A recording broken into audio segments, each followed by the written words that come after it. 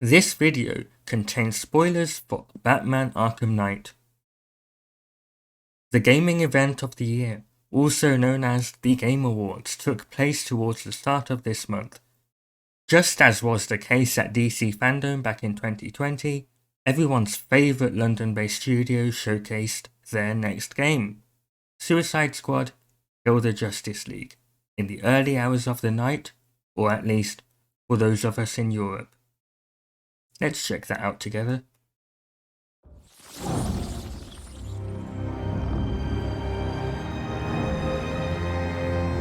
bloody locked! We gotta keep looking. There!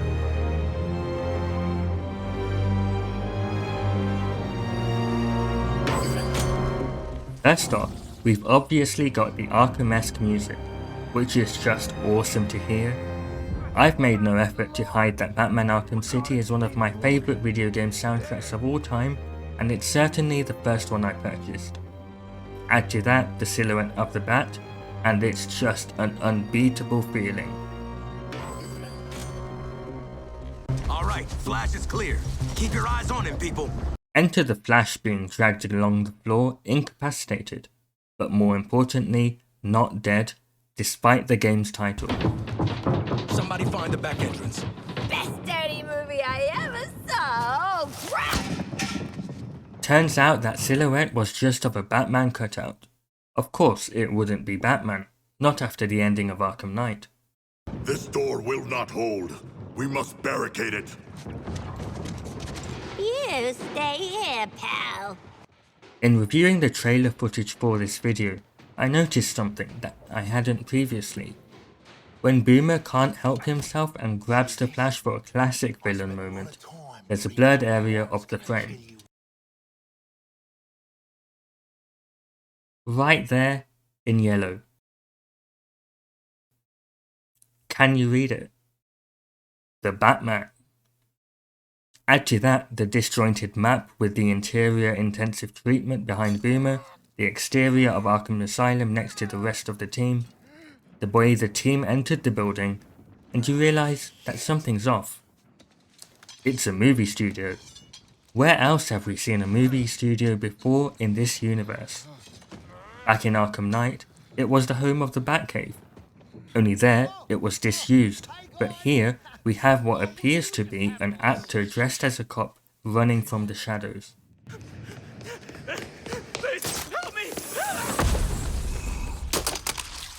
Followed by the unmistakable sound of the grapnel gun and the sighting of a black cape. Hey, Bruce! Still using shadows to scare the crap out of us criminals, huh? Are you getting chills too? Don't sweat it. Batman doesn't kill people.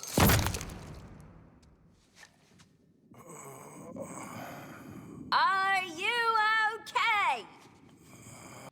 As a nice touch, Harley calls Batman by his name, referencing the end of Arkham Knight yet again. At this point, I wasn't expecting it to really be him. We see the suit and everything goes an awesome red against the black of the Batsuit. I automatically think that it's got to be Nightwing, before quickly realising that that wouldn't make sense given that Dick is still Nightwing and in Bloodhaven.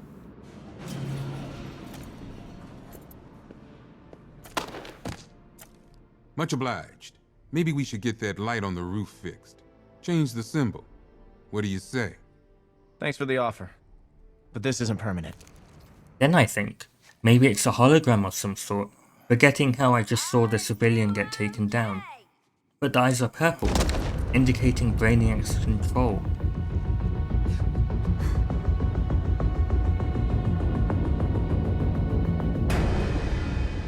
I am vengeance. I am the night. I am Batman. Finally, I hear the voice. The iconic voice of Kevin Conroy. In that moment, the Nightfall Protocol is confirmed to be Batman faking his death. It was never Jim, It was never Red Hood. It could never have been Alfred. It had always been Bruce. In 2015, Batman of Arkham Knight appeared to die. In 2022, it is revealed that he lived on. This year saw the tragic death of Kevin Conroy. Something about this trailer just beat down deep into my heart that his legacy lives on through the media he left behind.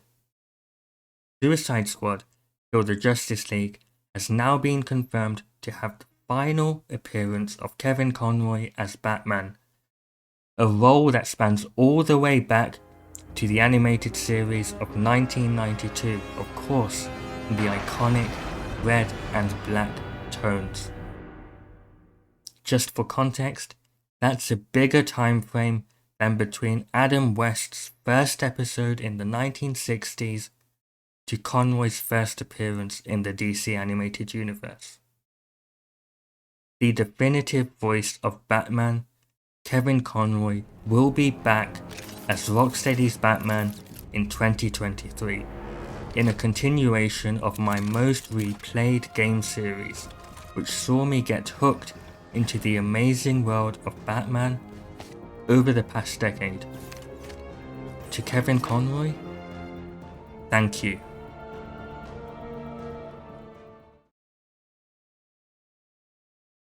This would be a nice natural end to this video, wouldn't it? But we're still not done. The purple eyes. I just couldn't forget those purple eyes. Those eyes sent me down a bit of a rabbit hole. Whenever I've seen Batman be mind controlled in the past, he has fought it off, locked off parts of his mind, and called himself Batman instead of Bruce Wayne, because that's who he is.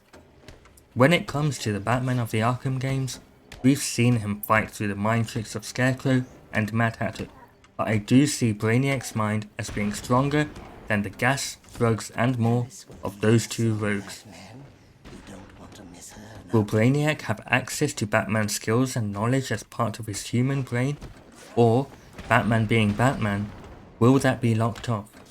I feel like it should be locked away. The question remains, how much control could Brainiac have over individuals in this game? Looking back at the Flash's speech in the previous trailer, it does seem like the Flash's personality is coming through. We have seen him use his speed. Did you get him? Really? Why don't you just mail me the bullet? Brainiac's mind is fast, but would he be able to control the Flash at super speed? For the purposes of gameplay, I do think it would make sense for it to simply be a change of allegiance as opposed to full control. This would allow for more varied dialogue as opposed to always talking to Brainiac in potential boss fights, as well as letting the enemies use their skills more openly.